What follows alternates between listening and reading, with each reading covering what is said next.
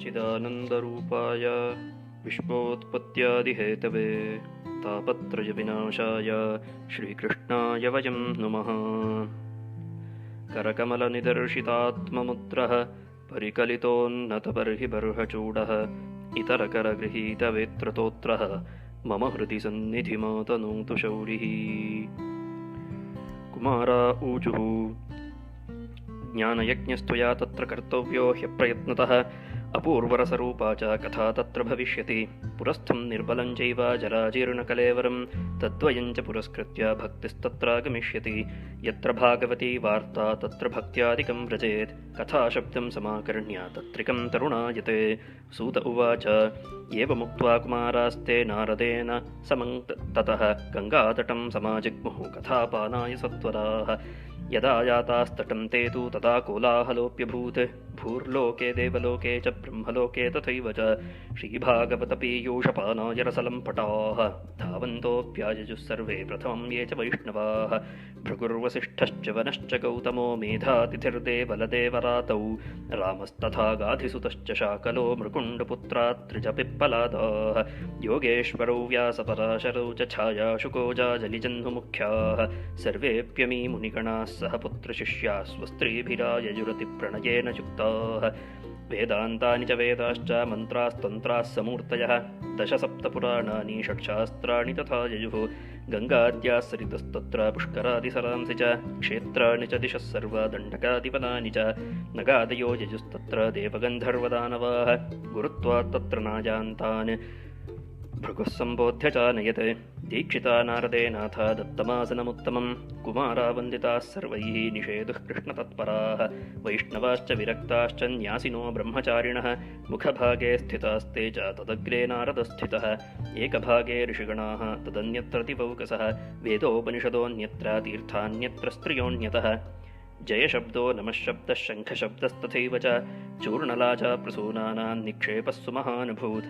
विमानानि समारुह्य कियन्तो देवनायकाः कल्पवृक्षप्रसूनैस्तान् सर्वांस्तत्र समाकिरन्। सूत उवाच एवं तेष्वेकचित्तेषु श्रीमद्भागवतस्य च माहात्म्यमोचिरे स्पष्टं नारदाय महात्मने। कुमारा ऊचुः अथ ते वर्ण्यते स्माभिः महिमा शुकशास्त्रतः यस्य श्रवणमात्रेण मुक्तिः करतले स्थिता। ಶ್ರೀಕೃಷ್ಣಪರಂಜ್ಯೋತಿಷೇ ನಮಃ. ಶ್ರೀಮದ್ಭಾಗವತದ ಅನುಸಂಧಾನದ ಸರಣಿಯಲ್ಲಿ ಮೊಟ್ಟಮೊದಲನೆಯದಾಗಿ ಅದರ ಮಾಹಾತ್ಮ್ಯವು ಏನು, ಎಂಥದ್ದು, ಹೇಗಿದೆ ಎಂಬುದಾಗಿ ಅರಿತುಕೊಳ್ಳುವ ಒಂದು ನಿಟ್ಟಿನಲ್ಲಿ ಪದ್ಮಪುರಾಣೋಕ್ತವಾದಂತಹ ಶ್ರೀಮದ್ಭಾಗವತ ಮಾಹಾತ್ಮ್ಯದ ಅನುಸಂಧಾನ ಅದರ 3ನೇ ಅಧ್ಯಾಯದ ಆರಂಭದಲ್ಲಿ ಸನಕಾದಿಗಳ ಆದೇಶದಂತೆ ನಾರದರು ಗಂಗಾ ನದಿಯ ರಮ್ಯವಾದ ಮನೋಹರವಾದಂತಹ ಒಂದು ಆನಂದ ಎಂಬ ಹೆಸರಿನ ಒಂದು ತೀರ ಪ್ರದೇಶದಲ್ಲಿ ಭಾಗವತ ಕಥಾಶ್ರವಣ ರೂಪವಾದಂತಹ ಜ್ಞಾನಯಜ್ಞವನ್ನು ಮಾಡುವುದರ ಒಂದು ಸಂಕಲ್ಪವನ್ನು ಕೈಗೆತ್ತಿಕೊಳ್ತಾರೆ. ಅದೇ ಸನ್ನಿವೇಶದಲ್ಲಿ ಮುಂದಕ್ಕೆ ಸನಕಾದಿಗಳು ಭಾಗವತದ ಮಾಹಾತ್ಮ್ಯವನ್ನು ಅದರ ವಿಧಿವಿಧಾನವನ್ನು ವಿವರವಾಗಿ ತಿಳಿಸುವ ಒಂದು ಮನವುಳ್ಳವರಾಗಿ ನಾರದರೊಡನೆ ಅವರೂ ಸಹ ಸದಾಕಾಲದಲ್ಲೂ ಭಗವತ್ಕಥೆಯ ರಸವನ್ನು ಪಾನ ಮಾಡುವುದರಲ್ಲೇ ಆಸಕ್ತರಾದಂತಹವರು ಸನಕಾದಿಗಳು. ಹಾಗಿರೋದರಿಂದ ಅವರೂ ಕೂಡ ಆ ಗಂಗಾ ನದಿಯ ತಟದ ಪ್ರದೇಶದಲ್ಲಿರುವಂತಹ ಆ ಆಶ್ರಮಕ್ಕೆ ನಾರದರೊಡನೆ ನಡೆದು ಹೋಗ್ತಾರೆ. ಅಲ್ಲಿಗೆ ಮುಂದಕ್ಕೆ ಹೇಳ್ತಾರೆ, ಆ ಜಾಗದಲ್ಲಿ ಜ್ಞಾನಯಜ್ಞವು ನಿನ್ನಿಂದ ಮಾಡಲ್ಪಡಬೇಕಪ್ಪ ನಾರದ ಮಹರ್ಷಿಯೇ. ಅದರಲ್ಲಿ ಯಾವುದೇ ಪ್ರಮಾದ ಉಂಟಾಗಬಾರದು, ಕಿಂಚಿತ್ತೂ ಲೋಪಬಾರದಂತೆ ಆ ಭಾಗವತ ಕಥಾಶ್ರವಣ ರೂಪವಾದಂತಹ ಮಹಾಯಜ್ಞವನ್ನು ನೀನು ಸಂಪನ್ನಗೊಳಿಸಬೇಕು. ಹಿಂದೆಂದೂ ಕಾಣದಂತಹ ಒಂದು ಭಗವದ್ ರಸ ಅನ್ನುವಂಥದ್ದು ಭಾಗವತದಲ್ಲಿ ಕಾಣಸಿಗತ್ತೆ. ಅಪೂರ್ವ ರಸರೂಪ ಚ ಕಥಾ ತತ್ರ ಭವಿಷ್ಯತಿ. ಅತ್ಯಂತ ಸತ್ಯವಾದಂತಹ ಮಾತು. ಸಾಮಾನ್ಯ ಬುದ್ಧಿಗೂ ಕೂಡ ಎಟುಕುವಂತಹ ಒಂದು ಅನುಭವವೇನಪ್ಪ ಅಂತ ಕೇಳಿದ್ರೆ, ನಮ್ಮ ದೇಶದ ಇತಿಹಾಸವೇನಿದೆಯೋ, ಪುರಾಣಗಳೇನಿದೆಯೋ, ವೇದಶಾಸ್ತ್ರಗಳೇನಿದೆಯೋ, ಉಪನಿಷತ್ತುಗಳೇನಿವೆಯೋ, ಇವುಗಳನ್ನು ಒಮ್ಮೆ ಮಾತ್ರ ಅನುಸಂಧಾನ ಮಾಡೋದರಿಂದ ಅದರಲ್ಲಿ ಅಡಕವಾಗಿರುವಂತಹ ರಸ ಮನಸ್ಸಿಗೆ ಬರೋಲ್ಲ ಅನ್ನುವಂಥದ್ದು ಸರ್ವೇ ಸಾಮಾನ್ಯವಾಗಿ ಅಲ್ಪಮತಿಗಳಿಗೂ ಕೂಡ ಬುದ್ಧಿಗೆ ಎಟುಕುವಂತಹ ವಿಷಯವಾಗಿದೆ. ಇನ್ನಂಥದ್ರಲ್ಲಿ ಭಾಗವತದ ಕಥೆಯನ್ನು ಹೇಳಬೇಕೆ? ಅದಕ್ಕೋಸ್ಕರ ಪ್ರತಿಯೊಂದು ಬಾರಿಯೂ ಭಾಗವತವನ್ನು ಅನುಸಂಧಾನ ಮಾಡಿದಾಗ ಅಪೂರ್ವವಾದಂತಹ ಒಂದು ರಸ ಭಾಗವತ ಕಥೆಯಿಂದ ಜಿನುಗುತ್ತೆ. ಅದನ್ನ ಸನಕಾದಿಗಳು ನಾರದರಿಗೆ ಹೇಳ್ತಾರೆ. ಅಷ್ಟೇ ಅಲ್ಲದೆ ಪುರಸ್ಥಂ ನಿರ್ಬಲಂ ಚೈವ ಜರಾಜೀರ್ಣ ಕಲೇವರಂ ತದ್ವಯಂಚ ಪುರಸ್ಕೃತ್ಯ ಭಕ್ತಿಸ್ತತ್ರ ಆಗಮಿಷ್ಯತಿ. ನೀನು ಚಿಂತೆ ಮಾಡಬೇಡಪ್ಪ, ಈ ಗಂಗಾ ತಟದಲ್ಲಿ ಜ್ಞಾನಯಜ್ಞವನ್ನು ಕೈಗೊಳ್ಳಬೇಕು ಎಂಬಂತಹ ಒಂದು ನೀನು ಸಂಕಲ್ಪ ಏನು ಮಾಡಿದೆಯೋ ಆ ಸಂಕಲ್ಪವು ಲೋಕದಲ್ಲೆಲ್ಲ ಹರಡಿ ನೀನು ಮಾಡ ಹೊರಟಿರುವಂತಹ ಈ ಅದ್ಭುತವಾದಂತಹ ಕಾರ್ಯವನ್ನು ಕೇಳಿ ಭಕ್ತಿಯು ಜ್ಞಾನವೈರಾಗ್ಯಗಳೊಡನೆ ಆ ತೀರ ಪ್ರದೇಶಕ್ಕೆ ಆಗಮಿಸುತ್ತಾಳೆ. ಇದರಲ್ಲಿ ಯಾವ ಸಂಶಯವೂ ಇಲ್ಲ. ಇಷ್ಟು ನಿಶ್ಚಯವಾಗಿ ತಾವು ಹೇಗೆ ಹೇಳಬಲ್ಲರಿ ಅಂತ ಒಂದು ವೇಳೆ ಕೇಳಿತು ಅಂತಾದರೆ ಆ ಕುಮಾರರು ತಾವೇ ಅದಕ್ಕೆ ಪ್ರಮಾಣವನ್ನು ಒದಗಿಸಿ ಹೇಳ್ತಾರೆ. ಯತ್ರ ಭಾಗವತಿ ವಾರ್ತಾ ತತ್ರ ಭಕ್ತಿಯಾಧಿಕಂ ವ್ರಜೇತ್. ಅಕ್ಷರಶಃ ಸತ್ಯವಾದಂತಹ ಮಾತು. ಎಲ್ಲಿ ಭಾಗವತದ ಕಥೆ ಸಂಪನ್ನವಾಗುತ್ತೋ, ಎಲ್ಲಿ ಭಾಗವತದ ಶ್ರವಣವಾಗುತ್ತೋ, ಎಲ್ಲಿ ಭಾಗವತ ಇರುತ್ತೋ ಅಲ್ಲಿ ಭಗವದ್ ಧರ್ಮ ಇರುತ್ತೆ. ಎಲ್ಲೆಲ್ಲಿ ಭಗವದ್ ಧರ್ಮವಿರುತ್ತೋ ಅಲ್ಲೆಲ್ಲ ಭಕ್ತಿ ಜ್ಞಾನ ವೈರಾಗ್ಯಗಳು ನೆಲೆ ನಿಲ್ಲುತ್ತವೆ. ಹಾಗಾಗಿ ಅದಕ್ಕೆ ಒಂದು ಅನ್ವಯ ವ್ಯಾಪ್ತಿ ಇದೆ. ಆಯ್ತೆ, ಶಾಸ್ತ್ರಗಳಲ್ಲಿ ವ್ಯಾಪ್ತಿ ಅನ್ನುವಂಥದ್ದು ಬಹಳ ಮುಖ್ಯವಾದಂತಹ ಒಂದು ವಿಷಯ. ವ್ಯಾಪ್ತಿ ಇಲ್ಲದೆ ಅನುಮಿತಿ ಅನ್ನೋದು ಹುಟ್ಟೋಲ್ಲ. ವ್ಯಾಪ್ತಿ ವಿಶಿಷ್ಟ ಪಕ್ಷಧರ್ಮತಾ ಜ್ಞಾನವಿದ್ದಾಗ ಮಾತ್ರ ಪರಾಮರ್ಶ ಅನ್ನೋದು ಬರುತ್ತೆ. ಆ ಪರಾಮರ್ಶಜನ್ಯಂ ಜ್ಞಾನಂ ಅನುಮಿತಿ ಎಂಬುದಾಗಿ ಹೇಳಿದ್ದಾರೆ. ಆ ಪರಾಮರ್ಶಕ್ಕೆ ಮೂಲಭೂತವಾದಂತಹ ವಿಷಯ ಏನಪ್ಪಾ ಅಂತ ಕೇಳಿದ್ರೆ ವ್ಯಾಪ್ತಿ. ಯತ್ರ ಯತ್ರ ಭಾಗವತಂ ತತ್ರ ತತ್ರ ಭಕ್ತಿ ಜ್ಞಾನ ವೈರಾಗ್ಯ. ಇದು ವ್ಯಾಪ್ತಿ. ಎಲ್ಲೆಲ್ಲಿ ಭಾಗವತವಿರುತ್ತೋ, ಎಲ್ಲೆಲ್ಲಿ ಭಾಗವತದ ಕಥೆ ಕೇಳಲ್ಪಡುತ್ತದೆಯೋ ಅಲ್ಲೆಲ್ಲ ಭಕ್ತಿ ಜ್ಞಾನ ವೈರಾಗ್ಯಗಳು ನೆಲೆ ನಿಲ್ಲತ್ವೆ. ಇದರಲ್ಲಿ ಯಾವ ಸಂಶಯವೂ ಇಲ್ಲ. ಪ್ರಮಾಣ ಏನು ಅಂತ ಕೇಳಿದ್ರೆ ಬ್ರಹ್ಮಣ ಮಾನಸಪುತ್ರರಾದ ಸನಕಾದಿಗಳ ಮಾತೇ ಪ್ರಮಾಣ. ಆಪ್ತವಾಕ್ಯಂ ಪ್ರಮಾಣಂ. ಆಯ್ತೆ, ಹಾಗಿರುವಾಗ ಇಂತಹ ಮಾತನ್ನು ಹೇಳಿ ಕಥಾಶಬ್ದಂ ಸಮಾಕರ್ಣ್ಯ ತತ್ರಿಕಂ ತರುಣಾಯತೆ. ನೀ ಕಥೆಯನ್ನು ಪೂರ್ಣವಾಗಿ ಹೇಳೋದು ಬೇಕಿಲ್ಲಪ್ಪ ನಾರದ. ಕೇವಲ ಭಾಗವತ ಕಥಾ ಎಂಬಂತಹ ಮಾತನ್ನು ಕೇಳಿದ ಕೂಡಲೇ ಭಕ್ತಿಜ್ಞಾನ ವೈರಾಗ್ಯಗಳು ನವಯೌವನದಿಂದ ನಲಿದಾಡುತ್ತವೆ ಎಂಬಂತಹ ಮಾತು ಸನಕಾದಿಗಳು ಹೇಳಿದ್ದು. ಅಂದರೆ ಕಥೆಯನ್ನು ಹೇಳುವವರಂಥವ್ರು ಇರಬೇಕು, ಕಥೆಯನ್ನು ಕೇಳುವವರಂಥವ್ರು ಇರಬೇಕು. ಎಂತಹ ಪರಿಷತ್ತಿದ್ರೆ, ಎಂತಹ ಸಭೆ ಇದ್ದರೆ, ಎಂತೆಂತಹವರು ಭಾಗವತ ಕಥೆಯನ್ನು ಕೇಳಿದ್ರೆ, ಎಂತಹವರು ಕಥೆಯನ್ನು ಹೇಳಿದ್ರೆ ಆಗ ಭಕ್ತಿಜ್ಞಾನ ವೈರಾಗ್ಯಗಳು ನಲಿದಾಡುತ್ತವೆ ಅನ್ನೋದನ್ನು ಮುಂದೆ ಸೂತರು ವಿವರವಾಗಿ ವರ್ಣಿಸ್ತಾರೆ.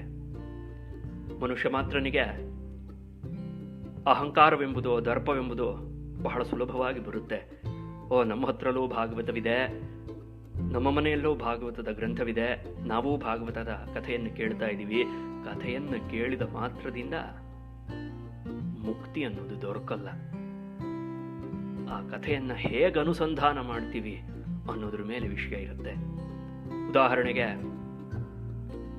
ಖರ್ಜೂರದ ಕಾಯಿ, ಅದನ್ನ ಆ ಖರ್ಜೂರದ ರಸ ಏನು ಅಂತ ಅರಿತವನು ಆಸ್ವಾದನೆ ಮಾಡುವುದಕ್ಕೋ, ಜೀವನದಲ್ಲಿ ಮೊಟ್ಟ ಮೊದಲನೆಯ ಬಾರಿಗೆ ಖರ್ಜೂರದ ಕಾಯಿನ ಬಾಯಿಗೆ ಹಾಕೊಂಡಂಥವ್ರು ಆಸ್ವಾದನೆ ಮಾಡೋದಕ್ಕೋ ಅಜಗಜಾಂತರವಾದ ವ್ಯತ್ಯಾಸವಿರುತ್ತೆ. ಹಾಗೆ ಭಾಗವತವೂ ಕೂಡ ಅಧಿಕಾರಿ ಭೇದದಿಂದ ಭಾಗವತದ ಅನುಸಂಧಾನದಲ್ಲೂ ಕೂಡ ಭೇದ ಉಂಟು. ಎಲ್ಲವೂ ಎಲ್ಲರಿಗೂ ಎಂಬುದು ಲೋಕವಿರುದ್ಧವಾದ, ಪ್ರಕೃತಿ ವಿರುದ್ಧವಾದಂತಹ ಒಂದು ನಿಯಮ. ಉತ್ತಮವಾದಂತಹ ಅಧಿಕಾರಿತ್ವವನ್ನ ಅಥವಾ ಆ ಮುಕ್ತಿರೂಪವಾದಂತಹ ಫಲವನ್ನ ದಕ್ಕಿಸಿಕೊಳ್ಳುವುದಕ್ಕೆ ಬೇಕಾದ ಸಾಮರ್ಥ್ಯವನ್ನು ಹೆಚ್ಚಿಸಿಕೊಳ್ಬೇಕು. ಅಧಿಕಾರ ಫಲಸ್ವಾಮ್ಯಂ ಎಂಬುದಾಗಿ ಹೇಳಿದ್ದಾರೆ. ಅಧಿಕಾರ ಅಂದ್ರೆ ಅದು, ಇದು ನನ್ನ ಅಧಿಕಾರ ಅಂತ ಇಂದು ಲೋಕದಲ್ಲಿ ಯಾವುದ್ಯಾವುದೋ ವಿಷಯಕ್ಕೆ ಹೊಡೆದಾಡ್ತಾರೆ ಜನ. ಆದರೆ ನಿಜವಾಗ್ಲೂ ಅಧಿಕಾರ, ನಮ್ಮ ನಿಜವಾದ ಅಧಿಕಾರ ಏನಪ್ಪಾ ಅಂತ ಕೇಳಿದ್ರೆ ಭಗವತ್ ಸಾಕ್ಷಾತ್ಕಾರ. ಹುಟ್ಟಿದ ಪ್ರತಿಯೊಂದು ಜೀವಿಗೂ ಜನ್ಮಸಿದ್ಧ ಅಧಿಕಾರ ಯಾವುದಪ್ಪ ಅದು ಅಂತ ಕೇಳಿದ್ರೆ ಭಗವತ್ ಸಾಕ್ಷಾತ್ಕಾರ. ಅದಕ್ಕೋಸ್ಕರವಾಗಿ ಯಾರೊಬ್ಬರೂ ಹೊಡೆದಾಡ್ತಾ ಇಲ್ಲ. ಇದು ಕಲಿಯುಗದ ದುರವಸ್ಥೆ, ವಿಪರ್ಯಾಸ ಐತೆ. ಹಾಗಿರೋದ್ರಿಂದ ಆ ಅಧಿಕಾರ ಅನ್ನೋದು ನಮ್ಮಲ್ಲಿ ಸಂಪನ್ನವಾಗಬೇಕು. ಹೇಗೆ ಶ್ರಾದ್ದ ಕರ್ಮವನ್ನು ಮಾಡುವುದಕ್ಕೂ ಮುಂಚೆ, ಆರಂಭ ಮಾಡುವುದಕ್ಕೂ ಮುಂಚೆ ಸಮಸ್ತ ಸಂಪತ್ ಸಮವಾಪ್ತಿ ಹೇತವಃ ಇತ್ಯಾದಿ ಇತ್ಯಾದಿಯಾಗಿ ಶ್ರಾದ್ದ ಭೋಜನಕ್ಕಾಗಿ ನಿಮಂತ್ರಿತರಾದ ಬ್ರಾಹ್ಮಣರನ್ನ ಪ್ರದಕ್ಷಿಣಾಕಾರವಾಗಿ ಸುತ್ತಿ ಅವರಿಗೆ ನಮಸ್ಕರಿಸಿದ ನಂತರದಲ್ಲಿ ಶ್ರಾದ್ದ ಸಂಪಾದನೆಯನ್ನು ಮಾಡೋದಕ್ಕೆ ಬೇಕಾದಂತಹ ಯೋಗ್ಯತೆಯು ನನಗೆ ಸಿದ್ಧಿಸಲಿ ಎಂಬುದಾಗಿ ಕರ್ತೃವಾದವನ್ನು ಪ್ರಾರ್ಥನೆ ಮಾಡಿಕೊಳ್ತಾನೆ. ಆ ಕಾರಣಕ್ಕೋಸ್ಕರವಾಗಿಯೇ ಬ್ರಹ್ಮದಂಡವನ್ನು ಕೊಡುವಂಥದ್ದು ಶ್ರಾದ್ದದಲ್ಲಿ. ಅಂದರೆ ಒಂದು ಸಾಮಾನ್ಯವಾದಂತಹ ಕರ್ಮ ಅಂತ ಅನ್ನಿಸ್ಬಹುದು, ನಮಗೆ ಕೈಕಾಲು ಆಡಿಸುವಂತಹ ಒಂದು ಚೇಷ್ಟೆ ಅಂತ ಅನ್ನಿಸ್ಬಹುದು. ಆದರೆ ಆ ಕೆಲಸವನ್ನು ಮಾಡುವುದಕ್ಕೂ ಕೂಡ ಒಂದು ಯೋಗ್ಯತೆ ಬೇಕು, ಒಂದು ಅಧಿಕಾರ ಸಂಪತ್ತು ಬೇಕು. ಅಧಿಕಾರ ಸಂಪದಸ್ತ್ವಿತಿ ಭವಂತೋ ಬ್ರುವಂತು ಎಂಬಂತಹ ವಾಕ್ಯ ಪ್ರಯೋಗದಲ್ಲಿ ಯಾಕಾಗಿ ಬಂದಿದೆ? ಹಾಗಿದ್ರೆ ಪ್ರತಿಯೊಂದು ಕರ್ಮಕ್ಕೂ ಒಂದು ಅಧಿಕಾರ ಸಂಪತ್ತು ಬೇಕಾಗತ್ತೆ. ಆ ಅಧಿಕಾರ ಸಂಪತ್ತು ದೊರಕಬೇಕು. ಆ ಅಧಿಕಾರಿಗಳು ಯಾರ್ಯಾರು ಅನ್ನೋದನ್ನ ಸೂತರು ಮುಂದಕ್ಕೆ ಹೇಳ್ತಾರೆ. ಏವ ಮುಕ್ತ್ವಾ ಕುಮಾರಾಸ್ತೆ ನಾರದೇನ ಸಮಂ ತತಃ ಗಂಗಾತಟಂ ಸಮಾಜಗ್ಮು. ಆ ಭಾಗವತ ಕಥೆಯನ್ನು ಕೇಳಬೇಕು ಅನ್ನುವಂಥ ಒಂದು ಮನಸ್ಸಿನಿಂದ ಸನಕ ಸನಂದಾದಿಗಳೂ ಕೂಡ ನಾರದರೊಡನೆ ಗಂಗಾ ನದಿಯ ತಟಕ್ಕೆ ಆಗಮಿಸ್ತಾರೆ. ಯಥಾಯಾತಾಸ್ತಟಂ ತೇತು. ಯಾವಾಗ ನಾರದರು ಸನಕಾದಿಗಳೊಡನೆ ಗಂಗಾ ನದಿಯ ತಟದಲ್ಲಿ ನೆಲೆ ಊರಿದ್ದಾರೆ ಭಾಗವತ ಕಥಾಶ್ರವಣಕ್ಕೋಸ್ಕರವಾಗಿ ಎಂಬುದಾಗಿ ವಿಷಯ ತಿಳಿಯುತ್ತೋ, ಆ ಕೂಡಲೇ ಕೋಲಾಹಲೋ ಅಭೂತ್. ಲೋಕದಲ್ಲೆಲ್ಲ, ಕೇವಲ ಭೂಲೋಕದಲ್ಲಷ್ಟೇ ಅಲ್ಲ, ದೇವಲೋಕದಲ್ಲೋ ಬ್ರಹ್ಮಲೋಕದಲ್ಲೋ ಒಂದು ಕೋಲಾಹಲವೇಳ್ತು. ಈ ರೀತಿಯಾಗಿ ಒಂದು ಭಾಗವತ ಕಥೆ ನಡೀತಾ ಇದೆಯಂತೆ ಅಂತ. ಅನಾಹೂತೋದ್ಧರಂಗಚ್ಛೇತು ಎಂಬುದಾಗಿ ಚಿಕ್ಕ ವಯಸ್ಸಿನಲ್ಲಿ ಶಾಸ್ತ್ರಗಳನ್ನು ಅಧ್ಯಯನ ಮಾಡಬೇಕಿದ್ರೆ ಅಧ್ಯಾಪಕರು ಹೇಳ್ತಾ ಇದ್ರು, ಅನಾಹೂತೋಪಿ ಅಧ್ವರಂಗಚ್ಛೇತು ಅಂತ. ಕರೆಯದೇ ಇದ್ದರೂ ಯಜ್ಞ ನಡೆಯುವ ಸ್ಥಳಕ್ಕೆ ಹೋಗಬೇಕು ಅಂತ. ಆಯ್ತೆ, ಎಲ್ಲ ಅಭಿಮಾನ ಬಿಗುಮಾನ ಎಲ್ಲವನ್ನು ತೊರೆದು ಎಲ್ಲಿ ಜ್ಞಾನಯಜ್ಞ ಸಂಪನ್ನವಾಗ್ತಾ ಇದೆಯೋ, ಭಾಗವತ ಕಥಾ ರೂಪವಾದಂತಹ ಜ್ಞಾನಯಜ್ಞವು ಎಲ್ಲಿ ಸಂಪನ್ನವಾಗ್ತಾ ಇದೆಯೋ ಅಲ್ಲಿಗೆ ಹೋಗದೆ ಇದ್ದವನೇ ಮೂರ್ಖ. ಆಯ್ತು, ಅಂತಹ ಅದ್ಭುತವಾದಂತಹ ಜ್ಞಾನಯಜ್ಞ ಸಂಪನ್ನವಾಗ್ತಾ ಇದೆ ಎಂಬಂತಹ ವಿಷಯ ಯಾವಾಗ ಭೂಲೋಕ ದೇವಲೋಕ ಬ್ರಹ್ಮಲೋಕಗಳಲ್ಲಿ ಕೇಳಿಬಂತೋ, ಅಲ್ಲಿಯ ಜನಗಳೆಲ್ಲ, ದೇವತೆಗಳು, ಮನುಷ್ಯರು, ಋಷಿಮುನಿಗಳು ಎಲ್ಲರೂ ಕೂಡ ಧಾವಿಸಿ ಬಂದ್ರಂತೆ ಆ ಗಂಗಾ ತಟಕ್ಕೆ. ಶ್ರೀಭಾಗವತ ಪೀಯೂಷಪಾನಾಯ ರಸಲಂಪಟಾಹ. ರಸಲಂಪಟರು, ರಸಾಸ್ವಾದನಾ ತತ್ಪರರು ಅವರೆಲ್ಲರೂ ಕೂಡ ಭಾಗವತವೆಂಬಂತಹ ಅಮೃತವನ್ನು ಪಾನ ಮಾಡಬೇಕು ಎಂಬ ಒಂದು ಮನಸ್ಸಿನಿಂದ ಧಾವಂತೋಪ್ಯಾಯಯು. ಯಥಾವತ್ತಾಗಿ ಆ ಭಾವವನ್ನು ಹಿಡಿದಿದ್ದಾರೆ ವ್ಯಾಸರು ಈ ಪದದಲ್ಲಿ. ಧಾವಂತಹ, ಓಡೋಡಿ ಬಂದ್ರಂತೆ. ಯಾರ್ಯಾರು ಬಂದರು ಅಂತ ಕೇಳಿದ್ರೆ, ಭೃಗು ಮಹರ್ಷಿ, ವಸಿಷ್ಠರು, ಚ್ಯವನ, ಗೌತಮ, ಮೇಧಾತಿಥಿ, ದೇವಲ, ದೇವರಾತ, ಭಾರ್ಗವರಾಮ, ಪರಶುರಾಮ, ಗಾಧಿಸುತ, ವಿಶ್ವಾಮಿತ್ರ, ಶಾಕಲ, ಮೃಕಂಡುಪುತ್ರ ಅರ್ಥಾತ್ ಮಾರ್ಕಂಡೇಯ, ಉತ್ರಿಜ, ಪಿಪ್ಪಲಾದ, ವ್ಯಾಸರು, ಪರಾಶರರು, ಛಾಯಾಶುಕ, ಜಾಜಲಿ, ಜಹ್ನು ಇವರೆಲ್ಲರೂ ಕೂಡ ಕೇವಲ ಒಬ್ಬೊಬ್ಬರೇ ಬರಲಿಲ್ಲ. ತಮ್ಮ ತಮ್ಮ ಶಿಷ್ಯರೊಡನೆಯೋ, ತಮ್ಮ ಮಕ್ಕಳೊಡನೆಯೋ, ತಮ್ಮ ಪತ್ನಿಯರೊಡನೆಯೋ ಆಗಮಿಸಿದರಂತೆ. ಒಂದು ಮಹಾ ಸಮೂಹವೇ ಅಲ್ಲಿ ಸೇರಿತು ಗಂಗಾ ನದಿಯ ತಟದಲ್ಲಿ. ಯಾರಾದರೂ ಒಂದು ವೇಳೆ ತಮ್ಮ ಜೀವನದಲ್ಲಿ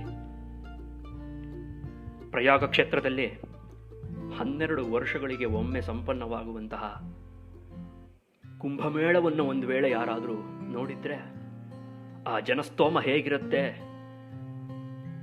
ಶ್ರದ್ಧೆ ಅನ್ನುವಂಥದ್ದು ಎಷ್ಟೇ ಅಂಧವಾಗಿದ್ರೂ, ವಿವೇಕ ಶೂನ್ಯವಾಗಿದ್ರೂ, ಆ ತತ್ಪರತೆಯಿಂದ ಇರುವಂತಹ ಶ್ರದ್ಧೆ ಹೇಗೆ ಕಾಣುತ್ತೆ ಅನ್ನೋದನ್ನು ಒಂದು ವೇಳೆ ನೋಡಬೇಕು ಅಂತಾದರೆ, ಅದರ ಊಹೆ ಬರಬೇಕು ಅಂತಾದರೆ ಕುಂಭಮೇಳವನ್ನು ನೋಡಬೇಕು. ಅಂತಿಂಥ ಕುಂಭಮೇಳವಲ್ಲ, ಪ್ರಯಾಗರಾಜದಲ್ಲಿ ನಡೆಯುವಂತಹ ಕುಂಭಮೇಳವನ್ನು ಗಮನಿಸಿದಾಗ ಗೊತ್ತಾಗುತ್ತೆ. ಎಲ್ಲಿ ಕಣ್ಣು ಹಾಯಿಸಿದ್ರು ಕೇವಲ ಜನಸ್ತೋಮವೇ ಕಾಣುತ್ತೆ. ಆ ರೀತಿಯಾಗಿ ಭಾಗವತ ಕಥೆ ನಡೀತಾ ಇದೆ ಗಂಗಾ ತಟದಲ್ಲಿ. ಅದು ಗಂಗಾ ತಟದಲ್ಲಿ ದರ್ಶನಾದೇವ ಮೋಕ್ಷದಂ ಅಂತ ಹೇಳ್ತಾರೆ ಗಂಗೆಯ ಬಗ್ಗೆ. ಯಾವಾಕೆಯನ್ನ ಸ್ಪರ್ಶ ಮಾಡಿದರೆ, ಪಾನ ಮಾಡಿದರೆ, ಸ್ನಾನ ಮಾಡಿದರೆ ಅಷ್ಟೂ ಬೇಡಪ್ಪ, ಕೇವಲ ಕಣ್ಬಿಟ್ಟು ಕಣ್ತೆರೆದು ನೋಡಿದರೆ ಮೋಕ್ಷವನ್ನು ದಯಪಾಲಿಸುವಂತಹ ಮಹಾತಾಯಿ ಗಂಗೆ. ಆಕೆಯ ತಟ ಪ್ರದೇಶದಲ್ಲಿ ಇಂತಹ ಮಹಾಮಹಿಮರು, ಉತ್ತಮೋತ್ತಮ ಅಧಿಕಾರಿಗಳು ಎಲ್ಲರೂ ಕೂಡ ಏಕತ್ರಗೊಂಡಿರುವಂತಹ ಒಂದು ಸನ್ನಿವೇಶದಲ್ಲಿ ಎಲ್ಲಿ ಸಾಕ್ಷಾತ್ ಸನಕಾದಿಗಳೇ ಶ್ರೋತೃವರ್ಗದಲ್ಲಿದ್ದಾರೋ, ನಾರದರೇ ಕಥಾಶ್ರವಣವನ್ನು ಮಾಡಿಸ್ತಾ ಇದ್ದಾರೋ ಅಂತಹ ಒಂದು ಅದ್ಭುತವಾದಂತಹ ಒಂದು ಸಮೂಹ, ಅಂತಹ ಒಂದು ಅದ್ಭುತವಾದಂತಹ ಒಂದು ಪರಿಷತ್ತು ಹೇಗಿರಬಹುದು? ರೋಮಾಂಚನವಾಗುತ್ತೆ ಇಂತಹ ವ್ಯಕ್ತಿಗಳು ಒಂದೆಡೆ ಸೇರಿದ್ರು ಅಂತ ಊಹೆ ಮಾಡೋದಕ್ಕೆ. ಬರೀ ಇಷ್ಟೇ ಜನ ಅಲ್ಲ, ವೇದಾಂತಗಳು, ವೇದಗಳು, ಮಂತ್ರಗಳು, ತಂತ್ರಗಳು ಇವೆಲ್ಲವೂ ಕೂಡ ಮೂರ್ತಿಮಂತಾಗಿ ಅಲ್ಲಿಗೆ ಆಗಮಿಸಿದವು. ಅಷ್ಟೇ ಅಲ್ಲದೆ ಪುರಾಣಗಳು, ಷಟ್ಶಾಸ್ತ್ರಗಳು, ಮೀಮಾಂಸಾ, ನ್ಯಾಯ ವಿಸ್ತಾರ, ಸಾಂಖ್ಯ, ಯೋಗ ಇತ್ಯಾದಿ ದರ್ಶನಗಳು ಎಲ್ಲವೂ ಕೂಡ ಮೂರ್ತಿಮತ್ತಾಗಿ ಮನುಷ್ಯ ದೇಹವನ್ನು ಧರಿಸಿಕೊಂಡು ಅಲ್ಲಿ ಉಪಸ್ಥಿತರಾದರು. ಅಷ್ಟೇ ಅಲ್ಲದೆ ಗಂಗಾ, ಯಮುನಾ ಇತ್ಯಾದಿ ನದಿಗಳೂ ಕೂಡ ಸ್ತ್ರೀ ಸ್ವರೂಪದಲ್ಲಿ ಬಂದು ಅಲ್ಲಿ ನೆಲೆಸಿದವು. ಮುಂದಕ್ಕೆ ದಂಡಕ ಇತ್ಯಾದಿ ಶ್ರೇಷ್ಠವಾದಂತಹ ಯಾವ ವನ ಪ್ರದೇಶಗಳಿವೆಯೋ ಅವು ಕೂಡ ಅಲ್ಲಿ ಬಂದು ನೆಲೆಸಿದವು. ದೇವತೆಗಳು, ಗಂಧರ್ವರು, ದಾನವರು, ಅಷ್ಟೇ ಅಲ್ಲದೆ ಈ ಪರ್ವತಗಳು ಕೂಡ ಬಂದುವಂತೆ. ಅದು ಯಾವಾಗ ಅಂತ ಕೇಳಿದ್ರೆ, ಗುರುತ್ವಾತ್ತತ್ರ ನಾಯಾತಾನ್ ಭೃಗು ಸಂಬೋಧ್ಯ ಜಾನಯತ್. ಭೃಗು ಮಹರ್ಷಿಯು ಯಾವಾಗ ಈ ಪರ್ವತಗಳು ಬರಲಿಲ್ವೋ ಆವಾಗ ಅವರುಗಳನ್ನು ಉದ್ಬೋಧನೆಗೊಳಿಸಿ ಇಂತಹ ಒಂದು ಪವಿತ್ರವಾದಂತಹ ಒಂದು ಜ್ಞಾನಯಜ್ಞವು ಸಂಪನ್ನವಾಗ್ತಾ ಇದೆ ಲೋಕದಲ್ಲಿ, ಅದರಿಂದ ತಾವುಗಳು ವಂಚಿತರಾಗಬಾರದು ಎಂಬುದಾಗಿ ಅವುಗಳನ್ನು ಉದ್ಬೋಧಿಸಿ ಮನುಷ್ಯ ರೂಪದಲ್ಲಿ ಕರ್ಕೊಂಡು ಬಂದಂತೆ ಮಹಾಪುರುಷ. ಹೀಗೆ ಎಲ್ಲರೂ ಕೂಡ ದೀಕ್ಷಿತರಾದರು. ಕಥಾಶ್ರವಣ ಸುಲಭವಾದ ಮಾತಲ್ಲ. ಪ್ರತಿನಿತ್ಯ ಯಾರೋ ಹೇಳಿರುವ ಕಥೆಯನ್ನು ಕೇಳ್ತೀವಿ ಅನ್ನುವ ಕಥಾಶ್ರವಣ ಬೇರೆ, ಒಂದು ದೀಕ್ಷೆಯನ್ನು ಪಡೆದು ಸಂಕಲ್ಪಪೂರ್ವಕವಾಗಿ ಕೇಳ್ತೀನಿ ಅಂತ ಸಂಕಲ್ಪ ಮಾಡಿ ಭಾಗವತವನ್ನು ಕೇಳಿದ್ರೆ ಅದರ ಮಹಿಮೆಯೇ ಬೇರೆ. ಹಾಗಾಗಿ ನಾರದರೇ ಎಲ್ಲರಿಗೂ ಕೂಡ ದೀಕ್ಷೆಯನ್ನು ಒದಗಿಸಿದ್ರಂತೆ. ಎಲ್ಲರಿಗೂ ಆಸನಗಳನ್ನು ಕೊಟ್ಟು ಸನಕಾದಿಗಳಿಗೆ ವಂದಿಸಿ ಅಲ್ಲಿ ನೆರೆದಿದ್ದಂತಹ ವಿಷ್ಣು ಭಕ್ತರು, ವಿರಾಗಿಗಳು, ಬ್ರಹ್ಮಚಾರಿಗಳು ಇವರೆಲ್ಲರೂ ಕೂಡ ಮೇಲ್ಪಂಕ್ತಿಯಾಗಿ ಮುಂದಿನ ಒಂದು ಸಾಲಿನಲ್ಲಿ ಕುಳಿತುಕೊಂಡ್ರಂತೆ. ಅವರುಗಳ ಮುಂದೆ ನಾರದರು, ಒಂದು ದಿಕ್ಕಿನಲ್ಲಿ ಋಷಿ ಸಮೂಹ, ಮತ್ತೊಂದು ಕಡೆ ದೇವತೆಗಳು, ಇನ್ನೊಂದು ಕಡೆ ವೇದೋಪನಿಷತ್ತುಗಳು, ಇನ್ನೊಂದು ಕಡೆ ತೀರ್ಥಗಳು, ಪವಿತ್ರವಾದಂತಹ ನದಿಗಳು, ಇವರೆಲ್ಲರೂ ಕೂಡ ನೆರೆದಿದ್ದಾರೆ. ಏಕಾಕಾರದಲ್ಲಿ ಒಂದೇ ಒಂದು ಸದ್ದಿನಲ್ಲಿ ಎಲ್ಲರೂ ಕೂಡ ಭಗವಂತನಿಗೆ ಜಯವಾಗಲಿ ಎಂಬಂತಹ ಜಯ ಶಬ್ದವು, ನಮೋ ಭಗವತೆ ವಾಸುದೇವಾಯ ಎಂಬಂತೆ ನಮಃ ಶಬ್ದವು, ಶಂಖನಾದವು ಇದೆಲ್ಲವೂ ಕೂಡ ಮೊಳಗಿತು. ಅದರ ಜೊತೆಯಲ್ಲಿ ಅಕ್ಷತಾರೋಪಣೆಯೂ ಕೂಡ ಆಯ್ತಂತೆ. ಅದೆಷ್ಟೋ ಲೆಕ್ಕವಿಲ್ಲದಷ್ಟು ದೇವತೆಗಳು ಆಕಾಶ ಮಾರ್ಗದಲ್ಲಿ ನಿಂತು ಆ ಸ್ವರ್ಗದಲ್ಲಿ ಮಾತ್ರ ಬಿಡುವಂತಹ ಯಾವ ಒಂದು ಪುಷ್ಪವಿದೆಯೋ ಆ ಪುಷ್ಪವನ್ನು ವೃಷ್ಟಿಗಳಿದ್ರಂತೆ. ಭಾಗವತ ಕಥೆಯಲ್ಲಿ ನಡೆಯುತ್ತೋ ಅಲ್ಲಿ ದೇವತೆಗಳು ಕೂಡ ಪುಷ್ಪವೃಷ್ಟಿಯನ್ನು ಮಾಡುತ್ತಾರೆ ಅನ್ನುವಂತಹ ಅಭಿಪ್ರಾಯ. ಈ ರೀತಿಯಾಗಿ ಏವಂ ತೇಷ್ವೇಕಚಿತ್ತೇಷು ಶ್ರೀಮದ್ಭಾಗವತಸ್ಯ ಚ ಮಾಹಾತ್ಮ್ಯ ಮೂಚಿದೆ ಸ್ಪಷ್ಟಂ ನಾರದಾಯ ಮಹಾತ್ಮನೆ. ಈ ರೀತಿಯಾಗಿ ಪ್ರತಿಯೊಬ್ಬರೂ ಕೂಡ ಯಾವಾಗ ಸನ್ನದ್ಧರಾದರೋ ಭಾಗವತ ಕಥೆಯನ್ನು ಶ್ರವಣ ಮಾಡಬೇಕು, ಆಲಿಸಬೇಕು ಎಂಬಂತಹ ಏಕಚಿತ್ತತೆಯಿಂದ, ಅದು ಬಹಳ ಮುಖ್ಯ. ಏಕಚಿತ್ತೇಶು ಅನ್ನೋದು ಬಹಳ ಮುಖ್ಯವಾದಂತಹ ಅಂಶ. ಏನೋ ಕೇಳಿದ್ರಾಯ್ತು ಪ್ರತಿನಿತ್ಯ ಅನ್ನುವಂತಹ ಅಸಡ್ಡೆ ಅಲ್ಲ, ತಿರಸ್ಕಾರವಲ್ಲ, ಅತಿ ಪರಿಚಯಾದವಜ್ಞ ಅಂತ ಆಗುವ ಸಂಭವ ಇರುತ್ತೆ. ಯಾವುದಾದ್ರೂ ಒಂದು ವ್ಯಕ್ತಿಯೋ, ಒಂದು ವಿಷಯವೋ, ಅತ್ಯದ್ಭುತವಾದಂತಹ ಒಂದು ಪ್ರಸಂಗವೋ ಮನಸ್ಸಿಗೆ ತುಂಬ ಹತ್ತಿರವಾಗೋಕ್ಕೆ ಶುರು ಆದಾಗ ಅದರ ಬಗ್ಗೆ ಒಂದು ತಿರಸ್ಕಾರ ಭಾವನೆ ಹುಟ್ಟೋದು ಸಹಜವಂತೆ. ಗಾದೆ ಮಾತು, ಅತಿ ಪರಿಚಯಾದವಜ್ಞ. ಯಾವುದಾದ್ರೂ ವಿಷಯ ಅತಿಯಾಗಿ ಪರಿಚಯವಾಗಿ ಹೋಗ್ಬಿಟ್ರೆ ಅದರ ಬಗ್ಗೆ ತಿರಸ್ಕಾರ ಬರುತ್ತೆ ಅಂತ. ಹಾಗಾಗಲಿಲ್ಲ. ಏಕಚಿತ್ತೇಶು ಭಾಗವತ ಕಥೆಯನ್ನು ಕೇಳಬೇಕು ಎಂಬಂತಹ ಏಕೈಕ ಸಂಕಲ್ಪದಿಂದ ಭಗವದ್ ಧರ್ಮವನ್ನು ಬಿಟ್ಟು, ಭಗವತ್ ಚಿಂತನೆಯನ್ನು ಬಿಟ್ಟು ಮತ್ತಿನ್ನೇನನ್ನೂ ಚಿಂತಿಸದಂತಹ ಮನವುಳ್ಳವರಾಗಿ ಅವರೆಲ್ಲರೂ ಕೂಡ ನೆರೆದಿದ್ದ ಸಂದರ್ಭದಲ್ಲಿ ಸನಕ ಸನಂದನ ಸನತ್ಕುಮಾರಾದಿಗಳು ಈ 4 ಜನರು ಕೂಡ ಅವರೆಲ್ಲರನ್ನು ಉದ್ದೇಶಿಸಿ ಭಾಗವತದ ಮಾಹಾತ್ಮ್ಯವನ್ನು ಹೇಳುವುದಕ್ಕೆ ಆರಂಭ ಮಾಡಿದ್ರಂತೆ. ಮೊಟ್ಟ ಮೊದಲನೆಯ ಮಾತು ಸನಕಾದಿಗಳು ಹೇಳುವಂಥದ್ದು, ಅಥತೆ ವರ್ಣ್ಯತೆ ಅಸ್ಮಾಭಿಃ ಮಹಿಮಾ ಶುಕಶಾಸ್ತ್ರಜಃ. ಶುಕಶಾಸ್ತ್ರವಾದಂತಹ ಭಾಗವತದ ಮಹಿಮೆಯನ್ನು ನಾವು ವರ್ಣಿಸಕ್ಕೆ ಹೊರಟಿದ್ದೀವಿಯೇ.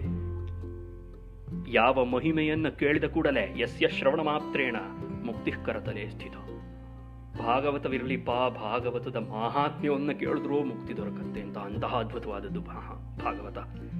ಯಸ್ಯ ಶ್ರವಣ ಮಾತ್ರೇಣ, ಯಾವ ಭಾಗವತದ ಮಹಿಮೆಯನ್ನು ಕೇಳಿದರೆ ಮುಕ್ತಿ ಕರತಲೇ ಸ್ಥಿತ, ಅಂಗೈಯಲ್ಲಿ ಮುಕ್ತಿ ಇರುತ್ತೆ ಎಂಬುದಾಗಿ ಹೇಳ್ತಾರೆ. ಮುಂದಕ್ಕೆ ಭಾಗವತದ ಮಹಾತ್ಮ್ಯವೇನು, ಹೇಗೆ ಭಾಗವತವನ್ನು ಅನುಸಂಧಾನ ಮಾಡಬೇಕು ಇತ್ಯಾದಿ ಇತ್ಯಾದಿ ವಿಚಾರಗಳನ್ನು ಸನಕಾದಿಗಳು ವಿವರವಾಗಿ, ವಿಶದವಾಗಿ, ಸುಸ್ಪಷ್ಟವಾಗಿ, ವ್ಯಕ್ತವಾಗಿ ತಿಳಿಸ್ಕೊಡ್ತಾರೆ. ಆ ಕಥಾಭಾಗವನ್ನು ನಾಳೆ ದಿವಸ ಅನುಸಂಧಾನ ಮಾಡೋಣ. ಧನ್ಯವಾದಗಳು. ಶ್ರೀಕೃಷ್ಣಾರ್ಪಣಮಸ್ತು.